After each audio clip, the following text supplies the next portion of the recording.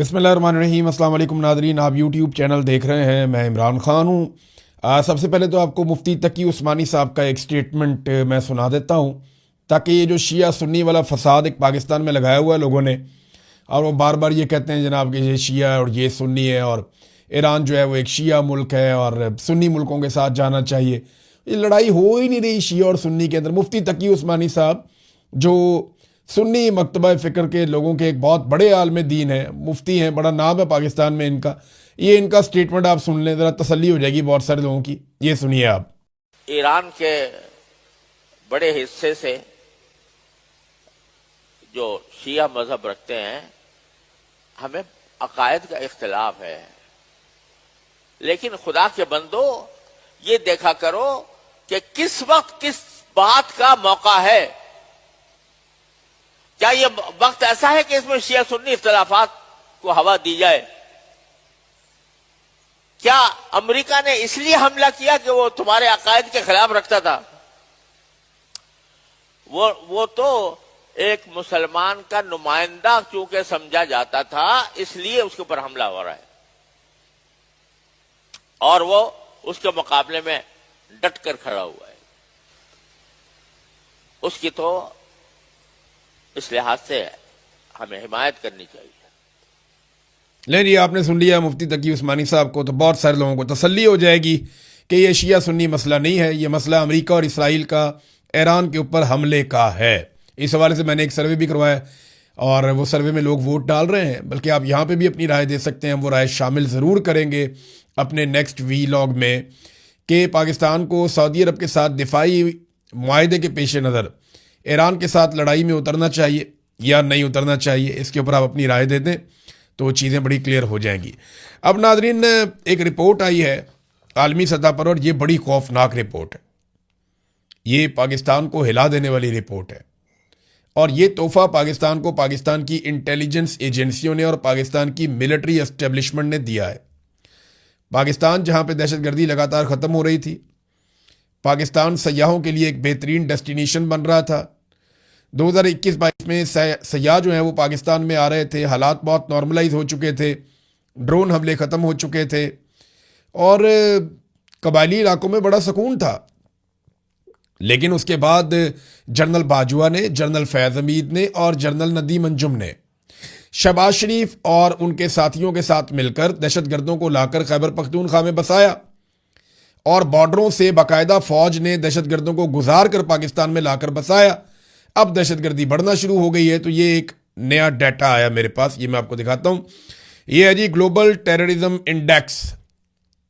ये जो the global terrorism index है, ये हर साल जारी किया जाता है और ये इंटरनेशनली जारी होता है। तमाम ममालिक का डाटा इसके अंदर रखा जाता है। 163 ममालिक हैं जो कवर करते हैं दुनिया की लगभग 99% आबादी को, वो उसका सारा डाटा यहाँ पे हमारे पास मौजूद है। Institute of Economics and Peace, ये जनाब इदारा है जहाँ से ये रिपोर्ट जारी होती है।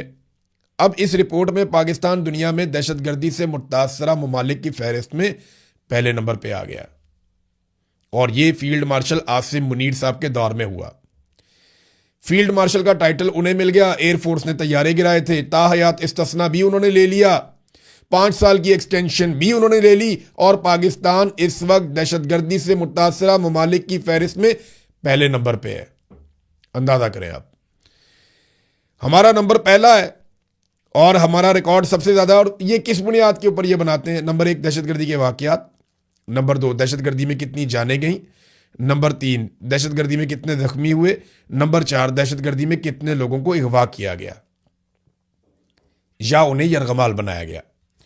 इन 4 चीज़ों की बुनियाद पे वाकयात, कत्ल, जख्मी और अगवा करना, यरगमाल बनाना, इस नुक्ता नज़र से पाकिस्तान दुनिया में नंबर 1 आ गया। ये है जनाब पाकिस्तान की हालत। अफगानिस्तान के ऊपर हम इल्ज़ाम लगाते हैं कि दहशतगर्दी वो कर रहे हैं पाकिस्तान में, तो अफगानिस्तान दहशतगर्दी के मामलात पे नंबर 11 में है पूरी दुनिया में डाटा में। जो शाम है वो नंबर 6 पे है, जहाँ पे आप बदतरीन, जिसकी मिसालें आसिम मुनीर साहब, जिन जिन मुल्कों की आसिम मुनीर साहब ने मिसालें दी है ना कि आप लिबिया बन जाएंगे, आप शाम बन जाएंगे, आप इराक बन जाएंगे, आप अफगानिस्तान बन जाएंगे अगर पाक फौज ना हो, तो वो ये कहते थे ना हमें। तो ये देखें आप, इराक 16वें नंबर पे है दहशतगर्दी के इंडेक्स में, भारत 13वें नंबर पे है, यमन 25वें नंबर पे है, शाम 6ठे नंबर पे है, और एक मुल्क है बुर्किना फासो, ये अफ्रीकी मुल्क है, बहुत ही दूर दराज, ये पहले नंबर पे था पिछले साल, इस साल ये दूसरे नंबर पे आ गया। 2.25 करोड़ इसकी आबादी है, इतना कोई बड़ा मुल्क नहीं है ये। तो अफगानिस्तान नंबर 11 पे चला गया दहशतगर्दी के मामलात में, और पाकिस्तान पहले नंबर पे। ये तोहफा पाकिस्तान को पाकिस्तान की मिलिट्री एस्टेब्लिशमेंट ने इसलिए दिया कि उन्होंने इमरान खान को कमज़ोर करना था, उसकी सियासत को तबाह करना था। वो खैबर पख्तूनख्वा में तगड़े थे, लिहाजा खैबर पख्तूनख्वा में दहशतगर्दों को इंपोर्ट किया गया जानबूझकर। जो मौका था अफगान हुकूमत के साथ मिलकर दहशतगर्दों को ख़त्म करने का, वो मौका इन्होंने ज़ाया किया, और अब अफगानिस्तान के साथ अलग लड़ाई लड़ रहे हैं, दहशतगर्दी के वाक़यात अलग पाकिस्तान में हो रहे हैं। उम्मीद करते हैं कि दहशतगर्दी पाकिस्तान में ख़त्म होगी, क्योंकि दहशतगर्दी के साथ कोई भी मुल्क आगे नहीं बढ़ सकता, उसमें सियाहत नहीं आ सकती। यहां जो काम होता है ना, इमरान खान की मुखालफत में होता है। मिसाल के तौर पर इमरान खान साहब की मुलाकातें भी रोक दी गई, यानी ईद पे भी साबिक वज़ीर आज़म को अपनी फैमिली से मिलने की इजाज़त नहीं दी गई, उन्हें नए कपड़े भी नहीं दिए गए। ये हालात किए गए इमरान खान साहब के साथ। लेकिन जब नवाज शरीफ साहब जेल में थे, तो तब क्या हुआ था? ये खबर आई थी कि मुस्लिम लीग नून के सदर और अपोजिशन लीडर शहबाज शरीफ ने अहले खाना के हमरा अडयाला जेल में साबिक वज़ीर आज़म नवाज शरीफ और मरियम नवाज से मुलाकात की। नवाज शरीफ की वालदा, हमजा शहबाज, सलमान शहबाज, खानदान के दीगर अफराद और स्टाफ के लोग भी इस मुलाकात में मौजूद थे, यानी मुलाजिम शुलाजिम भी सारे गए हुए थे। शरीफ खानदान ने ईद पर नवाज शरीफ और मरियम नवाज से जेल में मुलाकात की दरख्वास्त की थी। वहाँ पे जनाब बेहतरीन इनको खाने शाने भी दिए गए, वहाँ इनको फैसिलिटेट किया गया। पंजाब हुकूमत ने इसके लिए स्पेशल इंतजाम करके इजाज़त भी दी थी। मुलाकात का दिन जुमेरात का होता है, लेकिन इसके बावजूद ईद वाले दिन छुट्टी के बावजूद मुलाकात की खसूसी इजाज़त दी गई। अंदाज़ा करें आप। और आज ईमान मज़ारी को मुलाकात की इजाज़त नहीं है। आज सनम जावेद और फलक जावेद के साथ भी यही हो रहा है। आज ईद की नमाज पढ़ने के लिए भी शाह महमूद कुरैशी को, इमरान खान को और जो बाकी लोग हैं, महमूद रशीद साहब हैं, एजाज चौधरी साहब हैं, उमर चीमा साहब हैं और दीगर लोग हैं, किसी को भी नमाज ईद की पढ़ने की इजाज़त नहीं दी गई। क्यों? क्योंकि इमरान खान साहब की मुखालफत में ये सारा काम किया जा रहा है पाकिस्तान में, और ये मिलिट्री एस्टेब्लिशमेंट कर रही है, कोई और नहीं कर रहा। हालात पाकिस्तान के इन्होंने यहां तक पहुंचा दिए हैं कि पीएसएल के मैचेस अब पाकिस्तान में ये खुले स्टेडियम्स के अंदर नहीं करवा पा रहे, यानी मैच होगा लेकिन फैंस नहीं आएंगे। बहाने लगाते हैं जनाब हम तो बहरान से बचने के लिए पैसा बचा रहे हैं।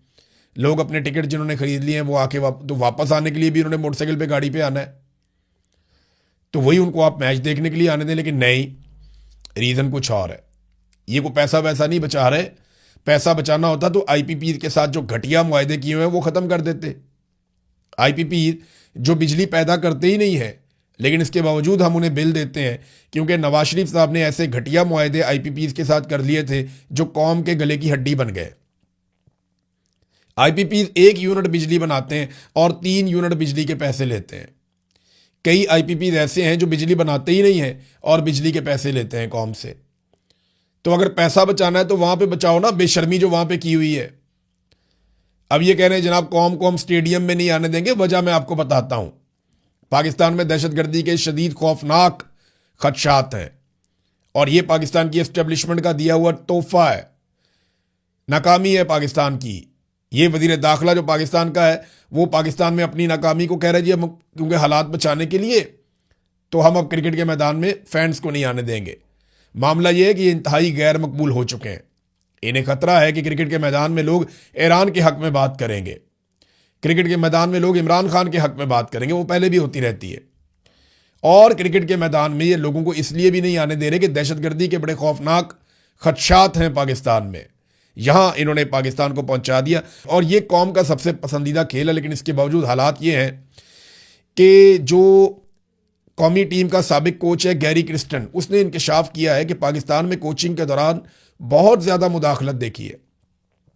पाकिस्तानी टीम के साथ काम के दौरान बाहर से गैर मामूली मुदाखलत और बैरूनी दबाव ने मेरे लिए हालात को खासा मुश्किल बना दिया था।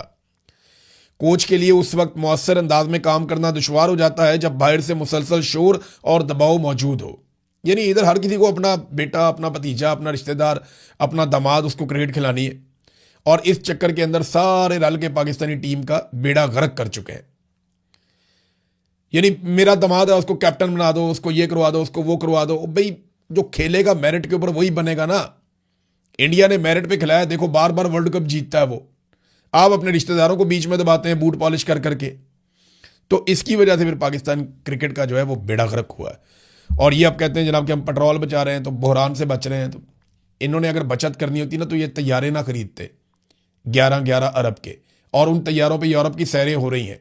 कोई इनवाइस नहीं दिखाई कि वहाँ पे ये कोई काम करने के लिए तैयारा गया था। बहरहाल इंटरनेशनल न्यूज़ की तरफ चलते हैं नादरीन। जो अहम तरीन खबरें हैं वो आपके साथ शेयर करते हैं। नादरीन, अल जज़ीरा इंग्लिश के मुताबिक इसराइली वज़ीर आज़म नेतन्याहू ने दुनिया के तमाम लीडरों से मुतालबा किया है, ख़ास तौर पे यूरोप के लीडर से, कि वो ईरान के खिलाफ अमेरिका और इसराइल की जंग में शामिल हो जाएं।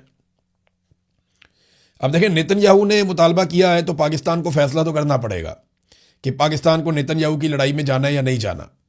और पाकिस्तान के जो फील्ड मार्शल हैं वो तो ये कह चुके हैं, और वैसे भी पाकिस्तान बोर्ड ऑफ पीस में इसराइल के साथ एक इल्हाक में बैठा हुआ है, और बोर्ड ऑफ पीस के फैसलों के अंदर पाकिस्तान शामिल है, जो फ़लस्तीनी रियासत की बात नहीं करते बल्कि इसराइल की हिफाजत की बात करते हैं। बहरहाल उन्होंने कहा जी कि ईरान के खिलाफ सारे लीडर, सारे ममालिक मिलकर अमेरिका और इसराइल की जंग में शामिल हो जाएं। ये जो एक अराद में एक हमला किया ईरान ने, बड़ा खौफनाक हमला किया, उसमें बहुत बड़ी तादाद में इसराइली जो हैं उनके बारे में बताया जा रहा है कि शायद मारे गए, लेकिन कन्फर्मेशन कोई नहीं दे रहा। हाँ, ज़ख्मियों की तादाद कोई 100 से ज़ायद बताई जा रही है अब तक, क्योंकि इसराइल अपने नुकसान को छुपाता भी है। तो हमले की जगह से बात करते हुए नेतन्याहू ने कहा कि ईरान शहरियों को निशाना बना रहा है, जबकि उसके पास यूरोप तक हमला करने के भी हथियार मौजूद हैं। यानी यूरोप को भी डरा रहे हैं कि ये हथियार आप तक भी पहुंच सकते हैं ईरान के, उसके पास ये कैपेसिटी है, वो मार सकता है आपको। वो 4000 मील वाला मैंने आपको बताया था ना मिसाइल, ईरान ने कहा जी हमारा तो नहीं है, वो किसी ने चक्कर चलाया, फॉल्स फ्लैग किया है यूरोप को डराने के लिए। अब कुछ दिन पहले तक ये नेतन्याहू और डोनाल्ड ट्रंप क्या कह रहे थे कि ईरान नाकाम हो गया, उसके सारे हथियार हमने तबाह कर दिए, ख़त्म कर दिए, और बिल्कुल 8% रह गए हैं, वो भी 1-2 दिन में, चंद दिन में ख़त्म हो जाएंगे। चंद दिन पहले तक ये कह रहे थे कि ईरान जंग हार चुका है और अब ईरान मुज़ाकरात की भीख मांग रहा है। थोड़े दिनों पहले तक ये बातें कर रहे थे ना, लेकिन अब हालात ये पैदा हो गए हैं कि उसी ईरान के खिलाफ ये दुनिया को कह रहे हैं कि हमारे साथ मिलकर उसी ईरान के खिलाफ लड़ो। और हालात ये हैं कि स्विट्ज़रलैंड ने अमेरिका को असले की बरामदात रोक दी हैं अपने आप को गैर जानिबदार रखने के लिए। नेटो के फौजी इराक से धड़ाधड़ निकल रहे हैं और वो कह रहे हैं जी हम इस लड़ाई का हिस्सा नहीं बनना चाहते। ईरानी फौज ये बात कर रही थी और उन्होंने बाकायदा इसका क्लिप बना के वायरल भी किया हुआ है। उन्होंने यूरोप को ये ऑफर करवाई कि अगर अमेरिका ग्रीनलैंड में कब्जा करने आता है और आपसे नहीं रोका जाता तो आप हमें बताइएगा, हम अमेरिका को रोकेंगे। अब आबनाए हुर्मज़ पे जो अमेरिका की दुर्गत बनी है, उसके बाद तो ईरान का ये दावा करना बनता भी है। अमेरिका ने जो 48 घंटे का अल्टीमेटम दिया हुआ है उसमें से भी कोई 12-14 घंटे अब गुजर गए हैं, और बाकी जितने घंटे बचे हैं उनके बाद क्या सूरत हाल होगी इसके बारे में हम कुछ कह नहीं सकते। अमेरिका को कितने इत्तेहादी मिलेंगे, बहरहाल नुकसान तो उनका लगातार हो रहा है। एक और अमेरिकी F-15 तैयारा भी निशाना बन गया, उसकी वीडियो भी जारी की है बाकायदा ईरान ने। आबनाए हुर्मज़ के नज़दीक ये आया था और इसकी वीडियो जारी की गई कि इसको निशाना बनाया गया है। दूसरी जानिब ईरान ने 2 किस्म के स्टेटमेंट दिए हैं। एक, उनके सदर ने स्टेटमेंट दिया है कि हमारा किसी भी बरादर मुल्क से कोई तनाज़ा नहीं है, और ईद के ऊपर उन्होंने ये पैगाम दिया कि सहूनी रियासत हमारे इख्तलाफात का फ़ायदा उठाना चाह रही है, हमें इससे बचना चाहिए। जबकि इराकची ने कहा कि ये जंग हम पर मुसल्लत की गई है, हम तो ये जंग लड़ना ही नहीं चाहते थे, लेकिन ज़बरदस्ती हमारे ऊपर ये जंग मुसल्लत की गई है। अब ईरान ने यूएई को एक बड़ी खौफनाक धमकी लगाई है। ये यूएई को वार्निंग जारी की है कि अगर अपनी सरजमीन से ईरान पर हमलों की इजाज़त जारी रखी तो आपको तबाहकुन हमलों का सामना करना पड़ेगा। हमने पहले भी कहा था और अमली तौर पर साबित भी किया है, हम अपनी ज़मीन और कौमी खुदमुख्तारी के खिलाफ होने वाली किसी भी जारियत का मुंह तोड़ जवाब देंगे। यूएई को मुतनब्बा करते हुए उन्होंने कहा कि जी खलीज फारस में वाक़े ईरानी जज़ायर अबू मूसा और तनब बुजुर्ग की जानिब अगर यूएई के इलाकों से कोई कार्रवाई हुई, कोई जारियत हुई, तो ईरानी मुसल्ला अफवाज रियासुल खैमा की रियासत को बराह रास्त तबाहकुन हमलों के निशाने पर रखेगी।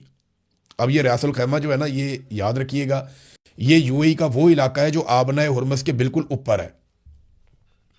अगर आबनाए हुर्मुज़ को अमेरिका ने प्रैक्टिकली आकर खड़े होकर खुलवाना है ना, तो वो इस जगह पे उन्हें आना पड़ेगा।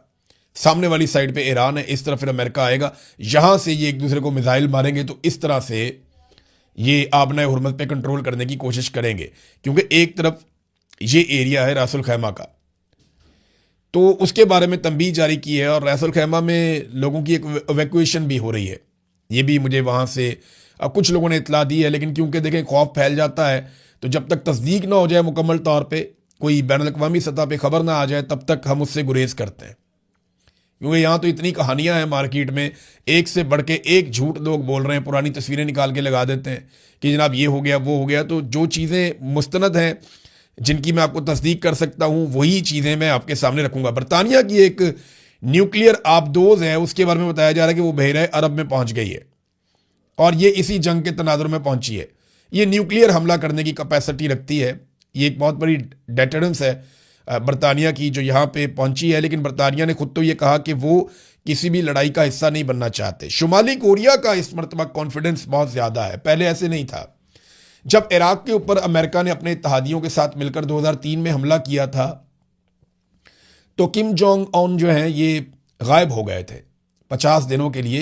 ये मंजर आम से हट गए थे और काफ़ी दूर चले गए थे अपने कैपिटल को छोड़कर, क्योंकि उन्हें उस वक्त खतरा था कि अटैक ही ना हो जाए हमारे ऊपर, या मेरे साथ भी वही ना हो जाए जो इस वक्त इराक में हो रहा है। तो इन्होंने फिर बड़ी मेहनत करके 2006 में पहला एटमी तजर्बा कर लिया। 2017 तक शुमाली कोरिया ने को 5 मजीद एटमी तजर्बे कर लिए। 2006 में किए, 2009 में किए, फिर 2017 तक ये करते रहे, तो इन्होंने काफ़ी एटमी तजर्बे कर लिए। अब दो चीज़ें ऐसी हैं शुमाली कोरिया के पास जो उनको बहुत एतमाद देती हैं। उनका सदर कहीं भी नहीं जा रहा, वो मज़े से बैठा हुआ है और वो धमकी भी लगाता है और वो अपनी मर्जी का स्टेटमेंट भी देता है। उसने अमेरिका को जारह करार दिया है इस लड़ाई में, इसराइल के खिलाफ बोला है, उसे फिक्र ही नहीं है।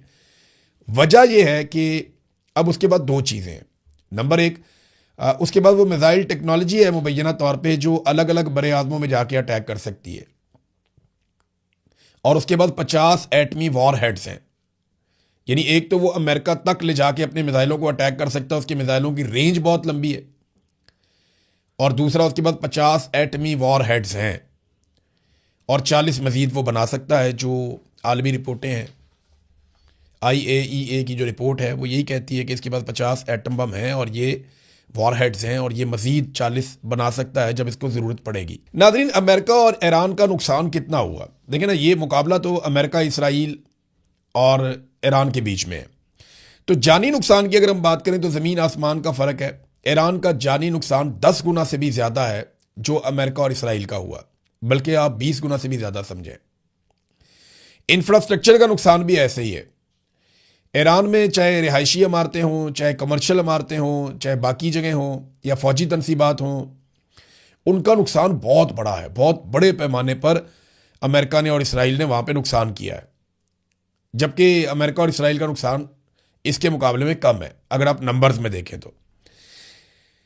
माली नुकसान अमेरिका का और इसराइल का ज़्यादा हुआ है, क्योंकि ईरान जो हथियार इस्तेमाल करता है वो खुद बनाता है और बहुत सस्ते बनाता है, जबकि अमेरिका और इसराइल जो हथियार इस्तेमाल कर रहे हैं वो बहुत महंगी तरीन कंपनियां वो हथियार बनाकर इन्हें दे रही हैं, तो वो बहुत महंगे हैं।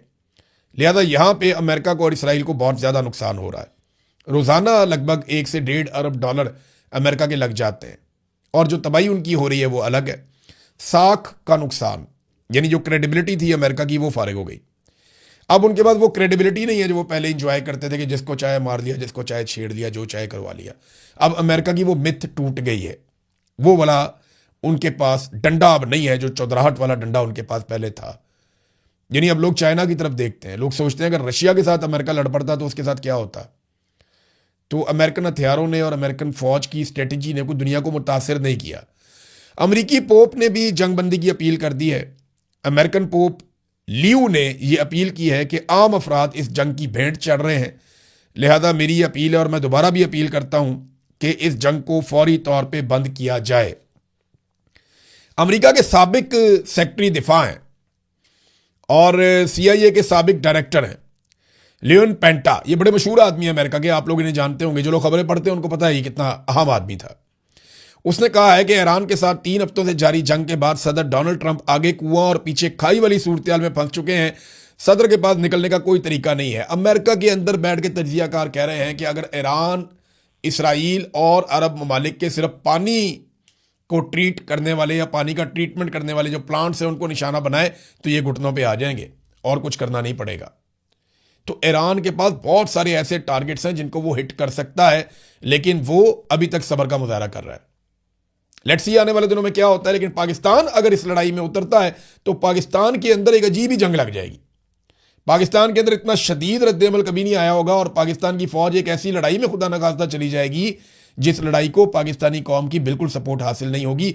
ये बात जो मैंने शुरू में आपको सुनवाया, एक स्टेटमेंट मुफ्ती तकी उस्मानी साहब का, वहां से भी क्लियर हो जानी चाहिए। अब तक के लिए इतना ही। अपना ख्याल रखिएगा, अपने इस चैनल का भी। अल्लाह हाफ़िज़।